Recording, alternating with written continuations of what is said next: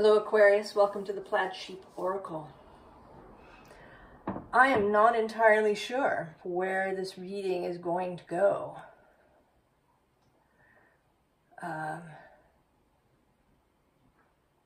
But I like it. I like the message, and I hope that, at least the sort of outlines of the message, and I hope that I can make it clear, do it justice. We begin with the intimate from the archeo archetypes deck, and I'm going to read you a little bit from the book. The intimate brings sweet sensuality and an intuitive understanding of all your emotional and physical needs, moods, and temperature changes. She has an infinite capacity for understanding your longings, whether it be sensual, erotic, or merely a need for a gentle comforting of your weary spirit. Beyond the posturing, are we not still creatures of the sensual, longing for beauty and opulence, romantic orientalists masked in our denim and synthetics, scampering from one multitask to the next? Are we not scared of the vacuum that waits to devour us? When the day is done and the lights turned out, and loneliness threatens to make ice cold your sheets, she enters, passing through the air's dark creases to slip beside you in your bed. Moving to the rhythm of your longing, she is your perfect lover, cocooning you in her gentle arms, absolving you from worldly sin, and keeping away the doubts that plague you. When you caress your intimate, her pleasure becomes your pleasure, the sounds of her stirring silencing your stuttering mind, her passion dispelling your sense of isolation. Her smell is intoxicating, and her gentle touch leads you away from fear and anxiety towards the stillness of righteous sleep. Now, another thing about this, and I pulled her from the deck, but at the visible underlying, we have the lion. Right, Leo, who lives across from you. We also, incidentally, have the moon cat, who has shown up here for Pisces, immediately next to you. And then at the bottom of the deck, we have the siren.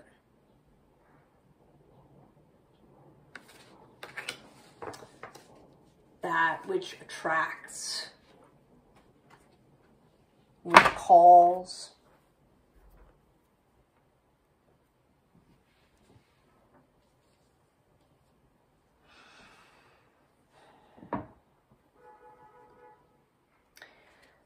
We begin with the Page of Wands. And today she looks particularly young and childlike.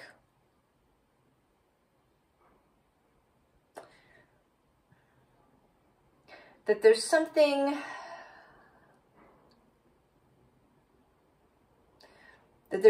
else that is calling to you.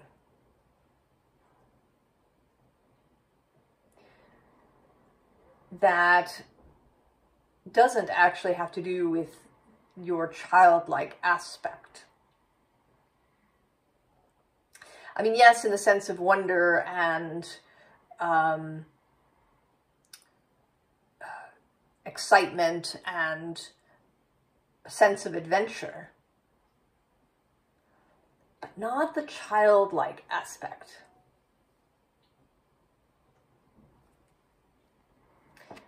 Below her is this Seven of Swords.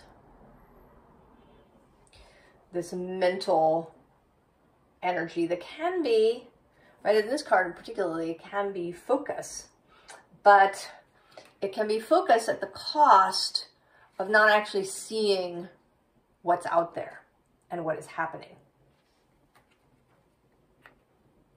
The bottom of the deck is the Nine of Wands, which in this deck for me is your fellowship, the heavenly host, the energies of source and the quantum realm that are ready. I don't want to say they're waiting, that implies sort of perhaps an impatience or an expectation of some kind. They are just ready.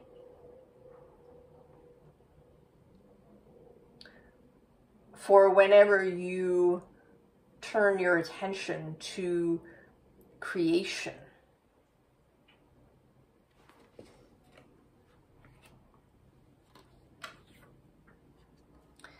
But you seem to be very still. We have this Two of Wands and maybe you're waiting for some sort of signal from somewhere, waiting for a sign.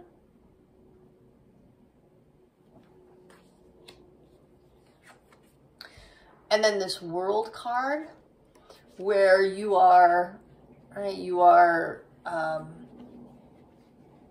really focused, really, I kind of want to say sucked in to whatever this is.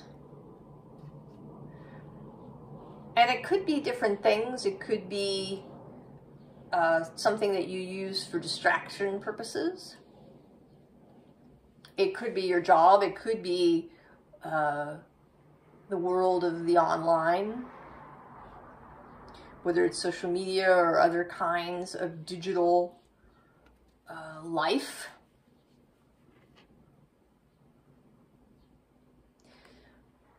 But, right, your focus here is you can't see the moon. You can't see this emotional longing that you have.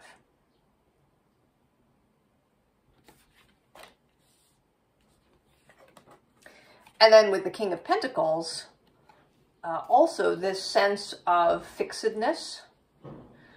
You are a fixed sign, Aquarius. I would say the least fixed being air. And the King of Pentacles belongs to kind of the most fixed being Taurus. But there is a sense that you're holding yourself where you are. And there may be different reasons for this. I don't want to say that you're stuck, that there is, that there are circumstances that are holding you where you are. This feels very much like an inside job.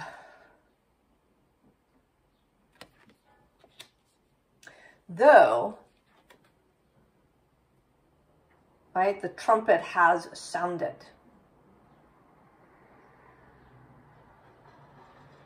The trumpet has sounded. And I want to say maybe, Aquarius, that the difficulty here is that this is just something very unfamiliar, right? This whole intimate archetypal energy, this sensual, watery, transgressive, perhaps, both in the sense of, social taboos, but also to transgress, to pass through, right? An energy that could pass into you. And maybe all of this is just unfamiliar, at least to your conscious mind. Because we have this fly here that, I sort of feel this is, right, this is kind of this energy. And we all, right, it exists for all of us in different measure. And it may be that there's more of this for you than you really think. I mean, the Four of Pentacles is under here, so you may identify more with this energy. Responsibility, practicality, you know, making sure all of, you know, the daily things are taken care of. Aquarius is futurist, right? Thinking into the future. But Aquarius wants to get there in an orderly fashion.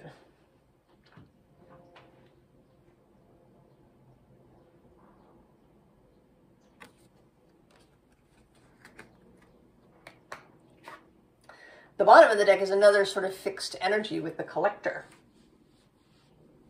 This sense of wanting to keep everything as it is. You know, I sort of envision somebody who has a big collection of something, you know, and everything is, you know, neatly on its shelf, and maybe it even has a little label that tells you what it is or where it came from. That, right, that the collection took a lot of time.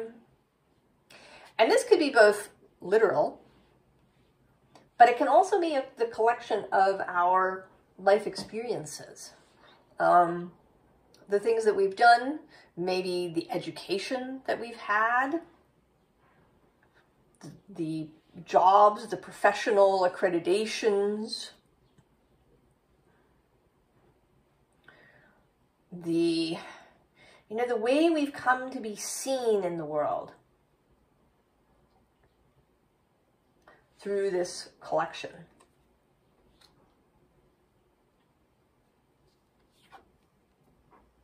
And it's coming actually through here too with this once in a lifetime, just because it's, right, everything is very lined up. You know, and even all these animals are, everybody's standing in a row. You may also have a sense that you have to maintain this in order for everything to be all right. That there needs to be this this structure, this container. You know, the modern ruler or host of your sign is Uranus, but the traditional is Saturn. And that's important.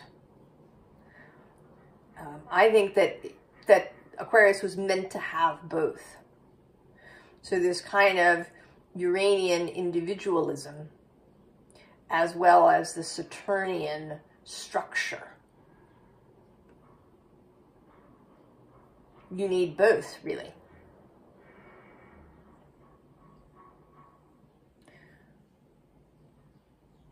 But it may be that you've been leaning more to the Saturn end of things.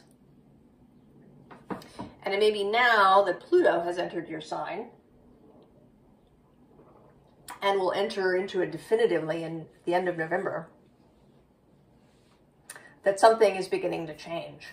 That you are perhaps seeing the structure as more mutable than you initially thought. Because Pluto isn't very structured.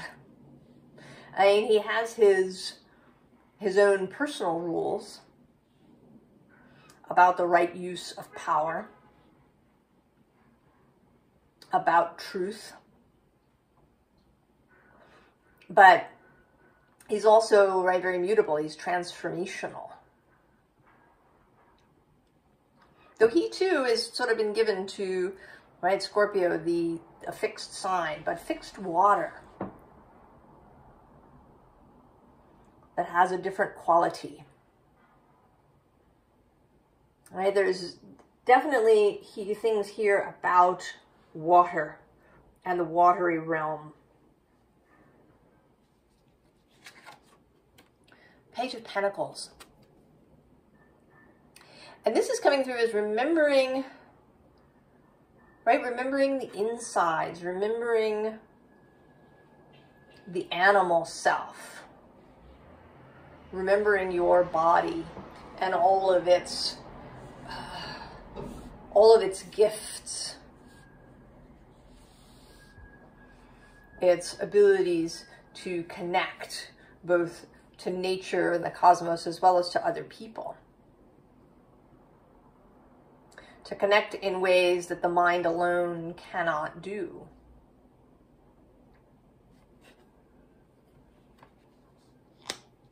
And right, it is a student energy, the needing to learn a new way of being that maybe is really your natural way. I think that one of the reasons that we have perhaps somewhat distorted ideas about the signs is that we spend a lot of our life thinking that we know who we are, right? This that we present to the world is us.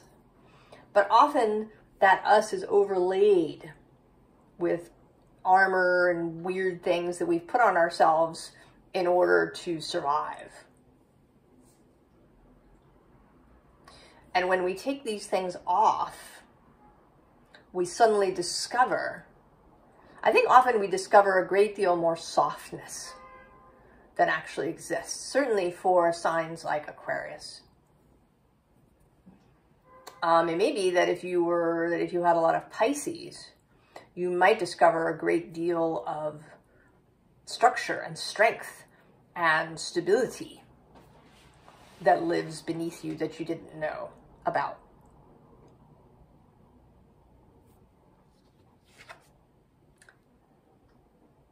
And this, I think it's less about life handing you lemons and more about you looking down at what you have in your hands and thinking, why do I have this? Why am I holding this? How long have I been carrying this? I mean, it's a little hard to tell what she has in her hands because it's kind of white rather than yellow. Is it, perhaps sugar that's running through her fingers? But there's something you've been carrying, something that perhaps has been overlaid, some way of seeing yourself, how you present yourself, how you, move through the world, how you solve problems, how you engage in tasks that you're now looking at. Really? I've been carrying this around? What is it?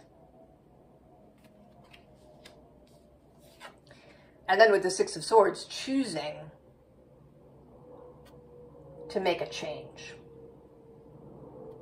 All right, this is here below this judgment trumpet call.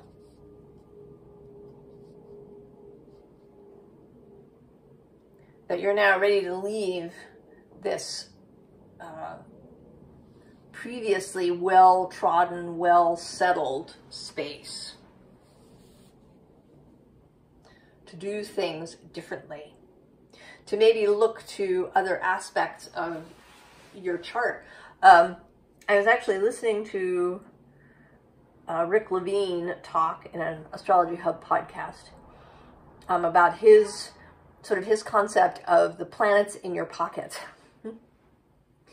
That all of the planets in your chart have, are part of you and can be brought out when you need them.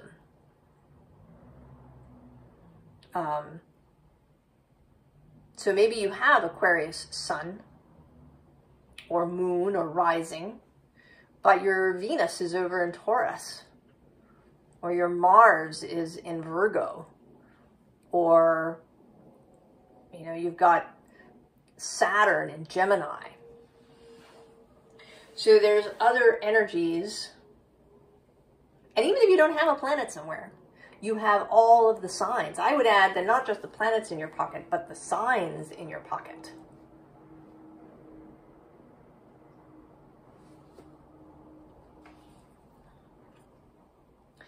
And so we have the octopus. 8 different arms that, can have different energies, different ways that you can show up, that you can find something that is really comfortable, that really feels It really feels like you underneath, you know, whatever you've been carrying around.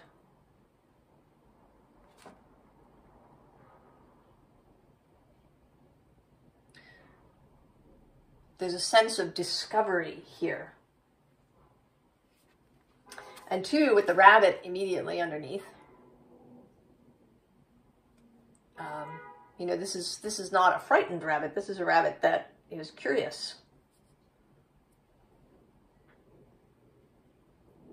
This rabbit is, you know, more for me a rabbit of fertility. And here too, a sign of spring where we are, officially now, of this season of opening. And that may be helpful to you as well if you're here in the Northern Hemisphere. There is this energy of the spring, of beginning. If you're in the South, it may be the energy of the fall, of letting go, of allowing things to fall off. And actually below this is the Daughter of Wands, the Page of Wands once more. But not childlike. In this case, an animal, a snake, a sensual animal. An animal associated with water.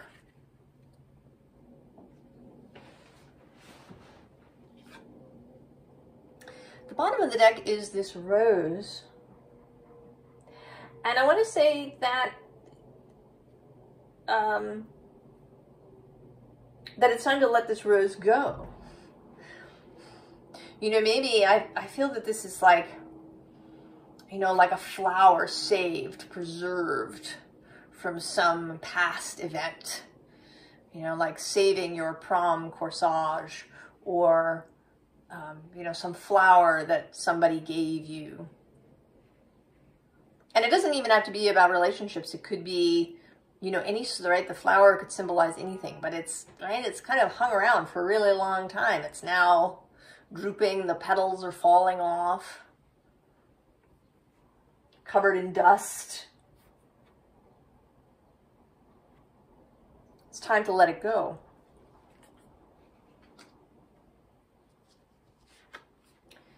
And with the Lovers, to move into that which, right, which your heart desires,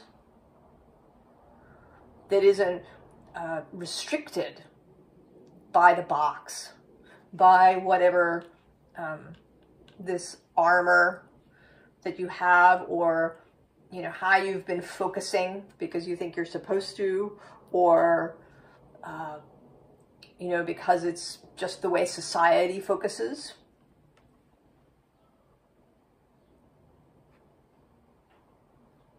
Choosing love rather than fear. And choosing adventure.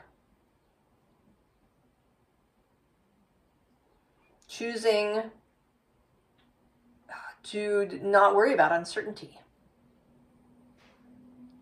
Right, in this case, channeling a little more of that Uranian energy. And Uranus is moving square. He's moving through Taurus. That's a challenge. Right, the Chariot. Moving.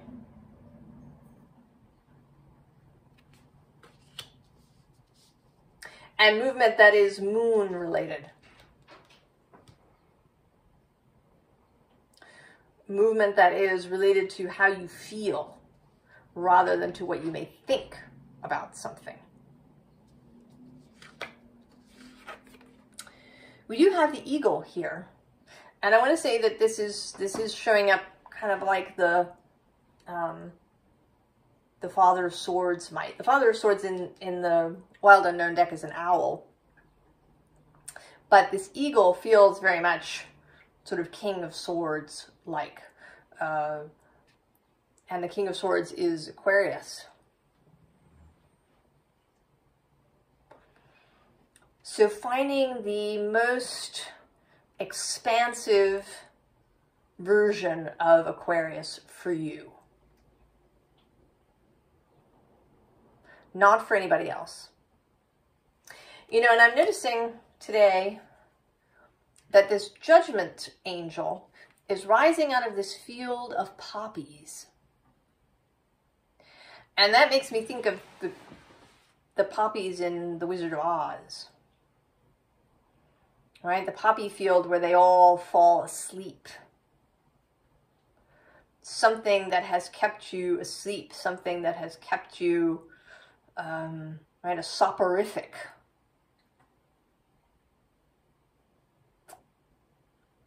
That you're now transcending. That you can see where parts of you have been asleep.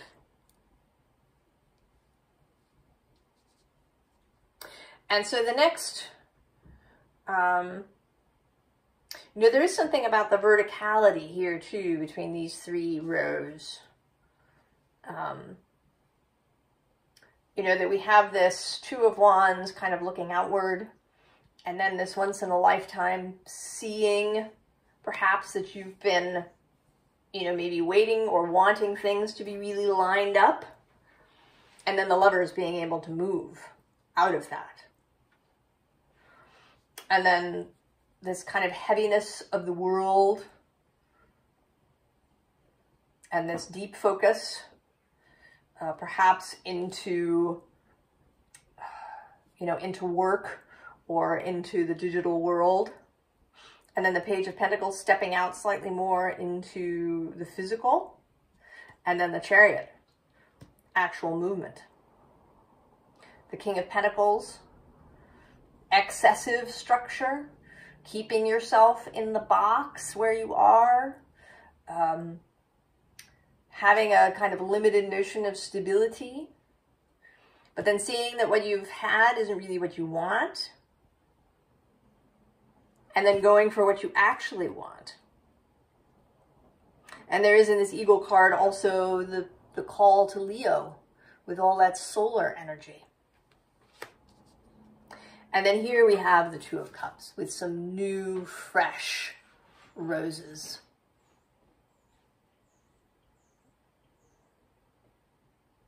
Not the ones that are spent and dying, but new, fresh roses. New inspiration. New lightning. New love. And this could be actual. Maybe maybe you're going to meet somebody or see somebody you already know differently. It's not a major focus of the reading, but it is there. It is there with the intimate and the Lovers and this Two of Cups. But in any case, there is a new love.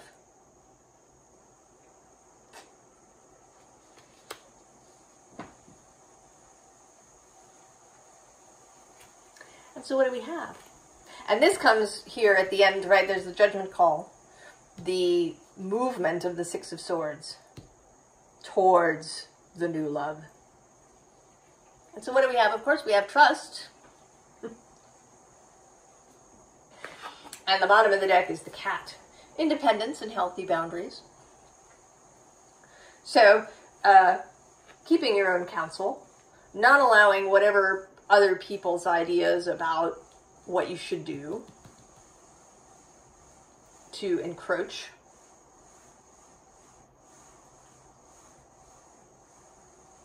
Keeping that. And knowing what your real boundaries are. Not what other people think they should be. Not maybe the boundaries that you created, right, with this King of Pentacles energy. Your boundaries may be much looser than you think they are. You may be much more open to different and diverse things in terms of, you know, spontaneity and movement and sensuality. Below is the Water Fairy. right? Really embracing this watery energy. You are the water bearer. So you hold, right? Your water is contained.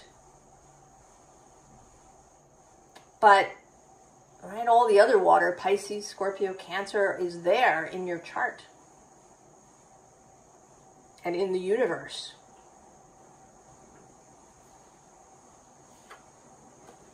So the Bard, what is the story that you've been telling so far? And what story do you really want to tell?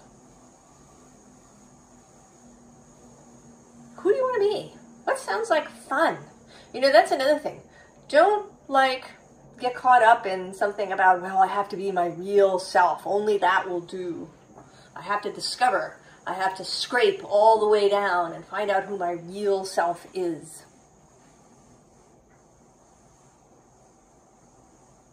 I don't know, what would be fun? If you've been this self for a while, maybe you could, you know, do another self. Something that's more fun. What's the story that you want to be in? You know what, right? Is it a romance novel? Or an adventure story? Or maybe it's both?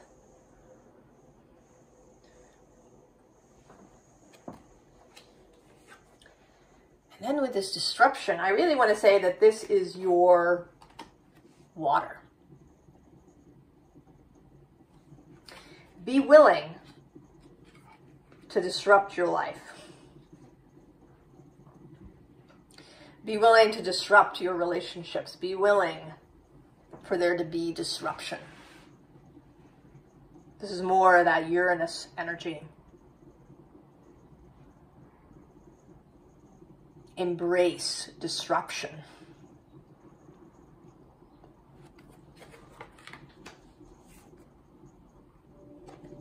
And then we also have focus, which is sort of interesting, but I want to say that it's not, that it's an open focus.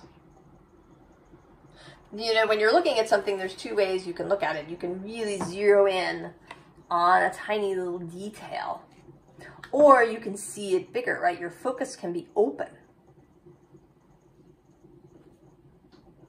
There's even a sort of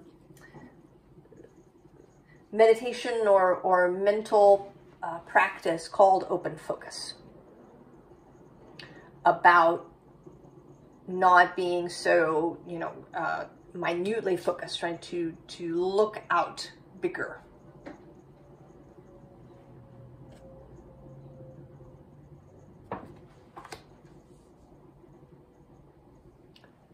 So advice.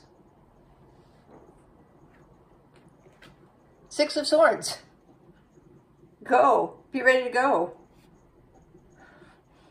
And here I want to say that be, you know, in the traditional Waite-Smith deck, the boat is shown kind of going from choppy waters to calm waters. But I want to say embrace the waves. Embrace the disruption. Let this water just go where it wants to go, and ride your boat.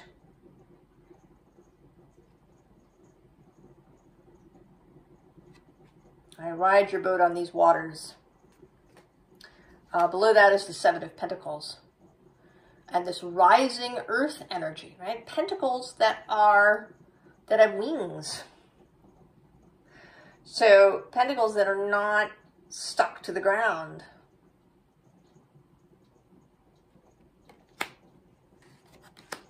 And the bottom of the deck has the Ace of Wands. The newness.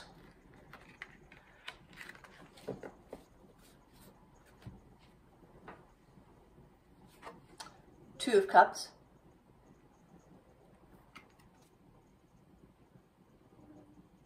You know, these two, especially the woman here, sometimes looks a little hesitant.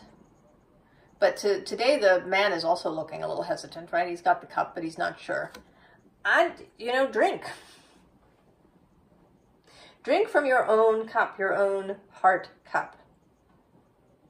I mean, you do want to make sure that it's yours and not somebody else's cup. That's good practice. Right? What cup are you drinking from? But once you know it's yours, then drink.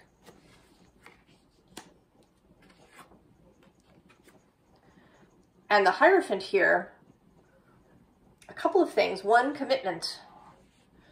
That kind of goes with the focus too, a little bit. Committing to this new way. Not moving backwards. Also, taking responsibility, taking authority for your own process. Taking responsibility for your own life. For making your own choices, really. Responsibility for freedom. Oh. And then here we have the Lady, right? Not the Page, but the Lady. And I want to say that that's important, that here the Page energy is showing up as an adult. There is here about adulthood. There is, right? There is this energy of sexuality, of intimacy, both with others, with spirit, with yourself, with your own soul. And there is a sexual energy to that, Aquarius. The Page grown up. The Page as an adult. Learning in this adult space.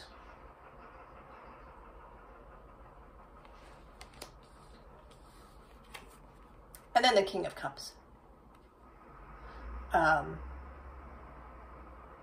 You know, here I think repeating, right, this drinking of the cup, drinking of your heart cup, drinking your own heart in.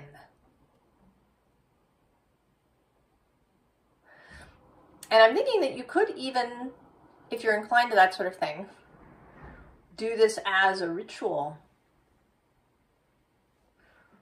Find a way that works for you, that, right, symbolically you can drink your own heart.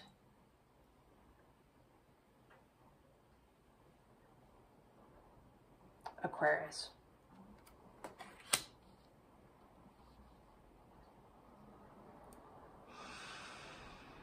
So I don't know, it's kind of it's not really a practical message, I know, Aquarius, in some sense. There's a lot of nebulousness about it. I can't give you exact steps to take. I can only tell you that you are ready. Ready to move in a way that you haven't done before. Ready to embrace life, to do things in ways that you have not done before, that are more flexible, more open, more expansive, more led by the moon, by your emotions, by your love, by that which really turns you on, that which is arousing, that which is awakening.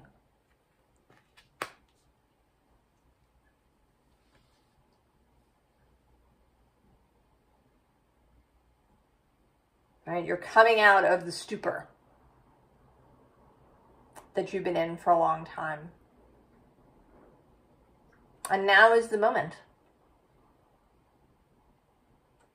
Embrace it and have fun, Aquarius. I feel like I say that in every reading. Have fun. Do it fun.